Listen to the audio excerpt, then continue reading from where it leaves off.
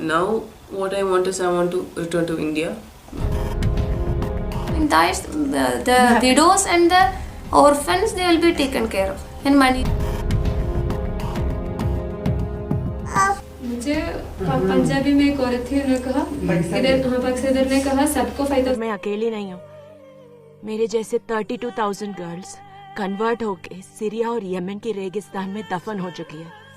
ये केरला स्टोरी की इन दिनों काफी चर्चा है।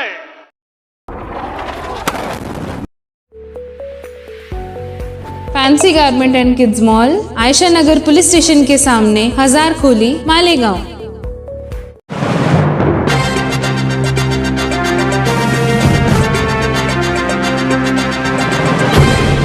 देखते रहिए the prime news Abdul Rahman के साथ।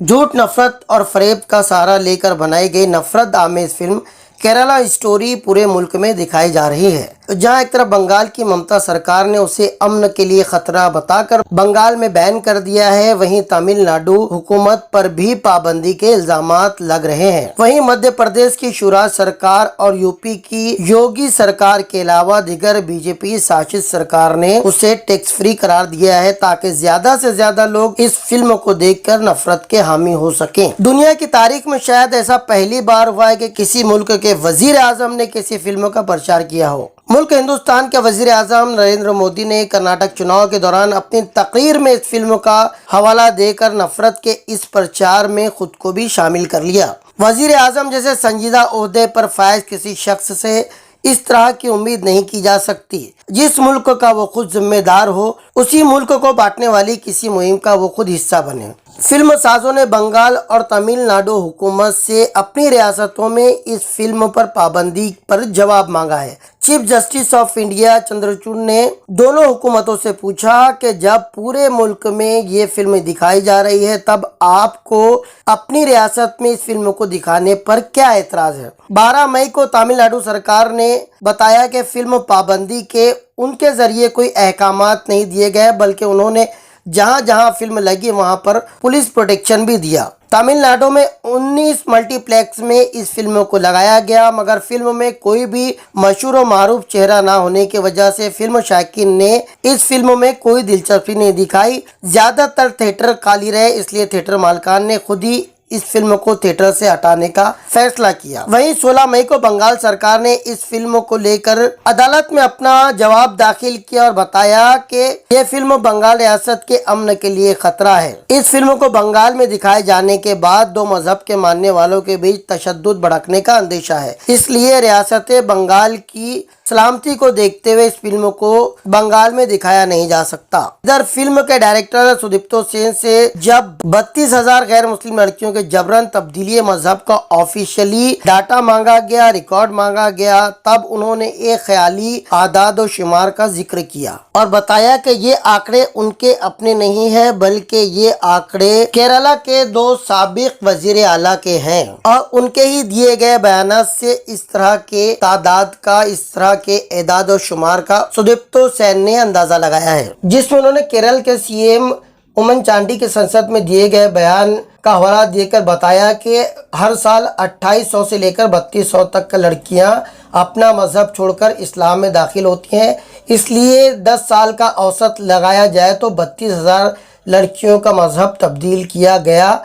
साथ ही डायरेक्टर ने एक साबिक वजीर आला अच्युतानंदन की एक प्रेस कॉन्फ्रेंस का जिक्र करते हुए कहा कि इस प्रेस कॉन्फ्रेंस में साबिक वजीर आला ने दावा किया था आने वाले 20 सालों में केरला एक मुस्लिम रियासत बन जाएगा, जबकि ये सारी बातें, ये सारे दावे झूठ है, जिनकी कहीं भी कोई दस्तावेजी सबूत नहीं मिले। केरला वजीर आला उमन चांडी ने 25 जून 2006 में असेंबली में बयान दिया था। उसमें उन्होंने कहा था कि 2006 से लेकर 2012 के बीच 6 साल में तकरीबन 2667 नौजवान लड़कियों ने अपना मजहब छोड़कर इस्लाम कबूल किया है, मगर उसमें उन्होंने कहीं भी ISIS का जिक्र नहीं किया था, ना ही इसमें लौ जहाद का कोई जिक्र या ज़बरदस्ती तब्दीली मजहब की कोई बात कही थी। उन्होंने साथ ही ये भी कहा था कि केरला में जबरन تبدیلی مذہب کو قبول نہیں کیا جائے گا۔ انہوں نے یہ بھی کہا تھا کہ ان کے اس بیان کو لے کر ہرگز مسلمان اقلیت کو نشانہ نہ بنایا جائے، اس میں کہیں بھی کوئی بھی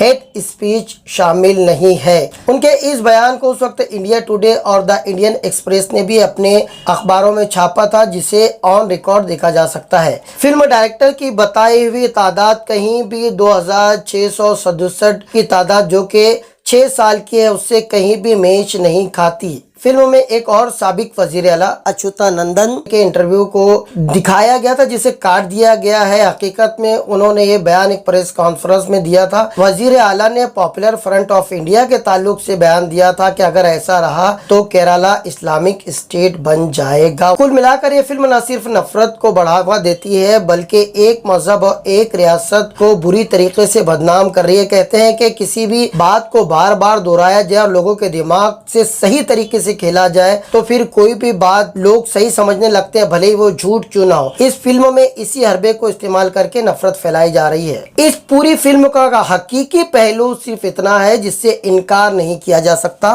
کہ 2016 کو کیرالہ سے 21 لوگ خاموشی کے ساتھ پر اسرار طریقے سے لاپتہ ہوئے۔ بعد میں پتہ چلا کہ یہ لوگ افغانستان کے ذریعے آئی ایس میں شامل ہو کر سیریا اور دوسری ممالک میں چھڑی جنگ میں حصہ لے رہے ہیں۔ ان میں 4 ہندوستانی لڑکیاں اور ان کے شوہر بھی تھے۔ 2019 میں ان لڑکیوں کے شوہر مارے گئے۔ یہ چاروں لڑکیاں اپنا مذہب تبدیل کر کے اسلام میں داخل ہوئی تھی۔ ان لڑکیوں کو گرفتار کر کے افغانستان کی جیلوں میں بند کر دیا گیا۔ ان کے نام سونیا سیبسٹن عرف عائشہ، رافیلا، میرین جیکب عرف مریم اور نمیشا عرف فاطمہ۔ یہ چاروں نام ان لڑکیوں کے جو حقیقت میں افغانستان کی جیلوں میں بند ہیں۔ یہ خبر افغانستان کے national director of security Ahmad Zia Siraj کے حوالے سے سامنے آئی تھی۔ افغانستان میں اس وقت کل 408 قیدی گرفتار ہے جن کا تعلق آئی ایس سے تھا، جن میں یہ چاروں ہندوستانی لڑکیاں بھی شامل ہیں۔ جنگ کے دوران ان چاروں لڑکیوں کے شوہر مارے گئے ہیں۔ افغان حکومت نے ان چاروں سمیت سبھی قیدیوں کو ان کے ملک کو سونپنے کی پہل کی تھی، مگر کسی بھی ملک نے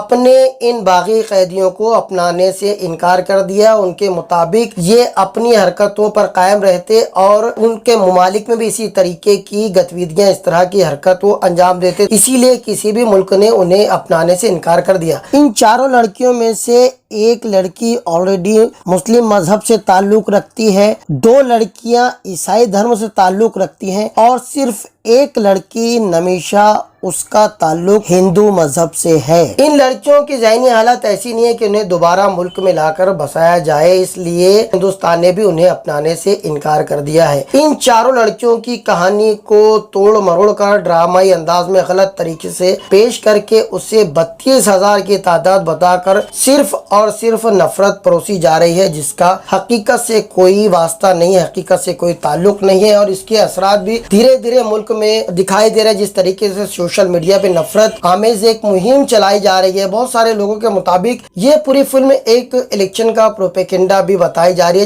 صرف اپنی ایک جھوٹی جیت کے لیے پورے ملک کو نفرت کی آگ میں جھونک دینا کہیں سے بھی صحیح نہیں ہے۔ ایک دلچسپ بات یہ بھی ہے کہ اپنی تقریر میں وزیر اعظم نریندر مودی فلم میں بتائے گئے اعداد و شمار کا حوالہ دیتے دیکھے گئے، جبکہ خود حکومت ہندوستان کے پاس اس معاملے کے کوئی بھی دستاویزی ثبوت نہیں ہے۔ اتنی بڑی تعداد میں ملک سے 32,000 لڑکیوں کا مذہب تبدیل کر کے انہیں آئی ایس میں داخل کیا گیا، بھرتی کیا گیا، اور اتنا بڑا ملک خاموش تماشائی بن کر دیکھتا رہا۔ یہ ہضم کر پانا کسی بھی ہندوستانی کے لیے ممکن نہیں ہے۔ ہم اس عظیم ہندوستان کے باشندے ہیں جس کی مرضی کے بغیر انسان تو کیا کوئی ہماری سرحدوں سے جانور بھی نہیں لے جا سکتا۔ اب سوال یہ ہے کہ جس فلم کو لے کر اتنی واہواہی لوٹی جا رہی ہے، بٹوری جا رہی ہے، اس فلم کے حقیقی کردار ان بچیوں کو افغانستان کی جیلوں سے واپس ہندوستان لایا جائے گا یا پھر کشمیری پنڈتوں کی طرح